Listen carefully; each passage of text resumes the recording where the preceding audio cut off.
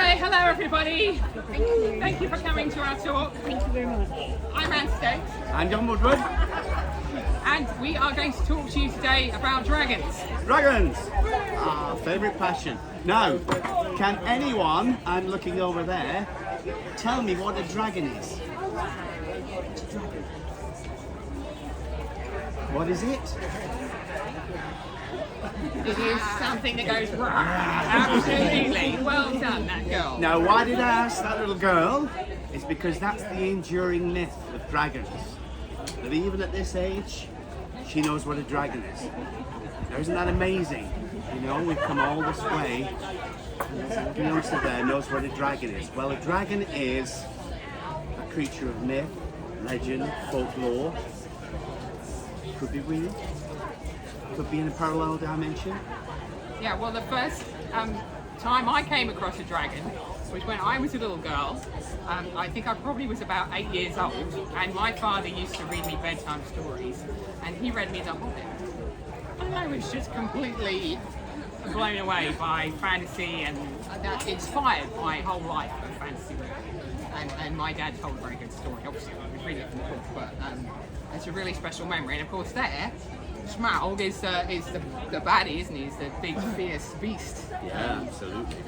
Obviously depicted now by the film, but in the imagination of you, it was this wonderful creature that lived, breathed, and I don't know really why dragons inspire us so much. They're all sorts of fantasy creatures, but I think that's a real standout. I think it's the one that if you ask people, name me a mythical creature, they'll go, dragon. Some say unicorn, some say wyvern, anything. But yeah, we like dragons. My interest, of course, started as a kid. I used to love all the horror movies, and I just love comics and just love fantasy. And then I got into it as a professional many years later. An interesting fact about dragons historically is all over the world there are ancient myths of dragons. This is from a time potentially when people were not travelling and telling each other stories. Yeah, and there are different types of dragons, like there is the European myth, the medieval big fire-breathing dragon. Then there's Eastern dragons. Anyway, we will come on to that in more detail. Every continent had their own version of a dragon. But now that's pretty amazing. You heard something recently? Yeah, recently. Documentary? Yeah, so of course, digging up and ploughing fields, they would find these huge bones. And they would find the bones, and of course the imagination then ran wild. So in one area they would find, say, a T-Rex thigh bone, and in the next they would find a pteranodon wing. So of course they put these two things together, and they went, well, these were beasts that lived, so, and they're real. But of course during medieval ages, that was really the dark time for dragons, because they got blamed for a lot of, you know what I mean? It was really a time when they didn't understand what was happening. Plagues were happening, famines were happening, so they had to blame it on something. Unfortunately, they said it's the dragon's fault. Yeah, I think that's a really interesting. I hadn't thought about that until that came up on that program. Yeah, and it was that is a kind of interesting explanation as to how ancient people. And of course, they built the houses then in medieval ages with just wood, daub, whatever, and they were just like kindling. So when they had a fire and the whole village was burnt down because it jumped from house to house, they had a mountain overlooking, and they went, well, it was the dragon. The dragon set fire to the houses. So of course this myth against it. Whereas on the other side, in Asia, you see the dragons were revered as gods, and they were part of the emperors believed that they were children They were of... lucky, weren't they? Yeah, The golden dragon is the most lucky. In fact, we are this year in the year of the dragon. It's a very good year, 2024. And they're oriental dragons. Traditionally long snake-like bodies. They don't have wings. They fly by magic. They fly by magic, yes. As in here.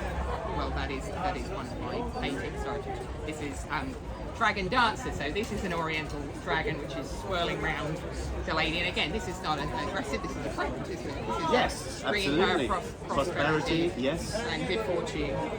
And so other parts of the world, we noted recently that the Mexicans Yes, we had a trip to Sky Mexico, God. didn't we? Yes. And, Now you have to pronounce this one for me, John. Quetzalcoatl, There we go. I never which get is that the Mexican, and again that was a bringer of certainly to the higher, what do you call them, the people in power, the Mexican, El Presidente. The kings. Oh yeah, but they again provided them with the power of the land, and they worshipped them, they sacrificed to them, And they're like a snake with feather wings. Yes, he's and like rainbow colours. yeah, he was actually like a human character, but he was depicted as this winged, feathered serpent. And when you go down there, the mythology is everywhere. Yeah, and stone carvings, quite simple carvings, aren't they? But there are a lot of dragon and snake related Chichen images. Itza was We did, we went to Chichen. Amazing temple, yeah. brilliant. Very cool. We haven't got a Mexican dragon there, unfortunately. No, I haven't. But anyway, we're just going to say that obviously now we both actually our career and even why we Yes. spent our whole life is really based around dragons. Yeah, it is. But she keeps asking me to build these dragons, and so we've got the two over there that you've seen, and hopefully have your picture taken with. But again, they're just from my imagination. They're not based on anything in particular. It's just something that, as I say, I have a passion for, and having my whole career have this affinity with dragons. We just love them, and in a way that brought us together in that connection, didn't it? We did. We did. So, well, perhaps I could just talk about a few of these pictures. And this one is my painting called Fire Dragon. Now, this is an aggressive, your medieval history dragon here. This is you wouldn't want to mess with this dragon. This is actually a female fire dragon on a nest with her Brood. little wormlings there. They live in very hot terrain, volcanic areas, and can withstand great heat. And then on the other end of the spectrum, this is my painting Friends Forever. Now this is really where dragons are placed in my art. And I've always seen the relationship with a dragon as a bit like you might have with your dog. And met my dogs behind the stand over there, we're very keen on them. We are. And they are a wonderful friends and companions. And here in this picture, the little dragon is on the princess's lap having a little pat, which is again how I see the dragon. And in many of my paintings, I've done a whole series of dragon friendship paintings, which is about the relationship of people and dragons Yes. as a team, not as. You'll never find a dragon being slayed in any of Anne's Oh no, pictures. no. No. Not slay dragons. Do not slay No, dragons. even the very naughty ones are maybe just kept at a distance. And also with Anne's friendship, and certainly the way that you depict your ladies in relation to the dragons, they are powerful characters, aren't they? Well, I like that juxtaposition between the lady that maybe not seen as a powerful physical person necessarily, and it's just sat there in a dress or something, but there she is controlling this mighty beast. Yes. So that shows her great strength of character, and I'm very keen on the fact that ladies have strength of character, as John will attest to. So you can see the nice way. But no, well, this is another Oriental example of a one. This is in a tarot deck that I recently did. This is the Hermit card, and the character here is the Hermit sat sort of chanting with his air dragon flying around him. And then we have Again, a quintessential. yeah, that is more you slightly more scary looking Gothic dragon wrapped around across more of a design, kind of medieval Gothic design image. But dragons make a lovely shape to wrap around them. So they're interesting to put in different designs, basically. And then here is one of John's Oh, that's one of mine. beautiful dragon sketches. So as I say, I got into manufacturing wise with that because I used to design for a range called Enchantica, and this was many years ago with a company called Sudeley, and we were the very first to produce resin figurines based on the fantasy range. And then Andrew Bill, who I work with, wanted to get the license for The Hobbit. Of course, it wasn't available at that time, so he made up this whole world, which was Enchantica, and I was head designer there for several years, good years, and it was great designing these dragons because we had free range. nobody could say, well, that dragon can't be striped, or it can't be blue, or whatever. It can't be pink. It can't. We had free reign. It was wonderful. Whether that we could do something like that these days, I don't know. Well, it's an amazing range, and if you Google John Woodward Enchanted Castle, I'm sure you'll find images of his sculptures back then. We sometimes go to like an antique, well, tan shops, I call it. Calls them antique shops. Yeah. No, and there's all sorts of eclectic little things, and sometimes one of your sculptures pops up in the cabinet, I get very, very excited. Plus other ranges. I'm reached that age where I'm in antique shops. Well, no, it's not that. No, it's absolutely. just because that particular range has been retired, hasn't it, for some years. But no, they're still very relevant ones. To be fair, And my of house course, is still full of them. as you can see, John's massive dragon displays, they're so cool. He's made them out of polystyrene, which makes them very light. It's incredible how you can carve that from block. And seen then they're videos. assembled here, and you know, they give so much pleasure to people seeing them, having their photo with them. The big red one has recently been in Leeds Library for a special display on fantasy, so Yes, for a few months. that was for 3 months. Yes. It made the BBC News. It did make the BBC So, News. Wow. there we go. That's dragons going out to the world. And, you know, the future of dragons then, John. Where are dragons going? Well, I mean, they're endless, aren't they? They really are. So unless you ask for another dragon for next year, dear. No, I'm sorry, yes, a dragon future. I mean the future of dragons. They've been Oh. around for thousands of Of years. course they are. haven't They're going to outlive us. The And whole, we tell these the stories, but maybe will go on. And new stories are being written, comics are being written, role-playing games are being developed. But they will create their own characters.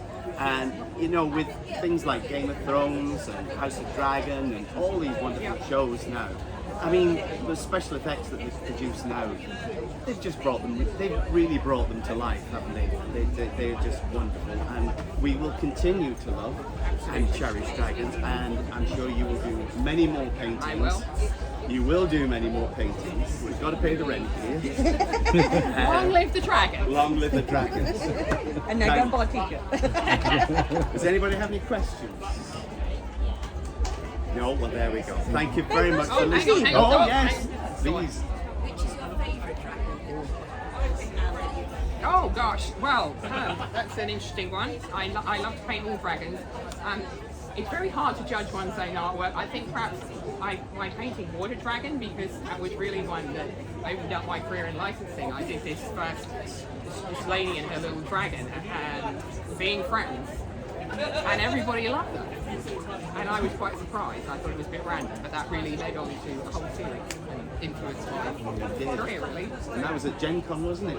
I did that years and years ago. Yeah, I was going to the US Gen Con. I was doing a lot with the games industry. Everybody bought that print. Because you were working with Dungeons and Dragons. I did work with Dungeons and Dragons. And the funny thing is that she's gone to this event with this one print as well as her other art, and people were like, no, we like that one. And you had to run out to a Yeah, I photocopy went shop and to get some Indianapolis and got more printed. more printed. So there you go, Good Water print. Dragon. When you sit down to design your painting, do you sort of go into the mindset of what you're painting? Do you put yourself there?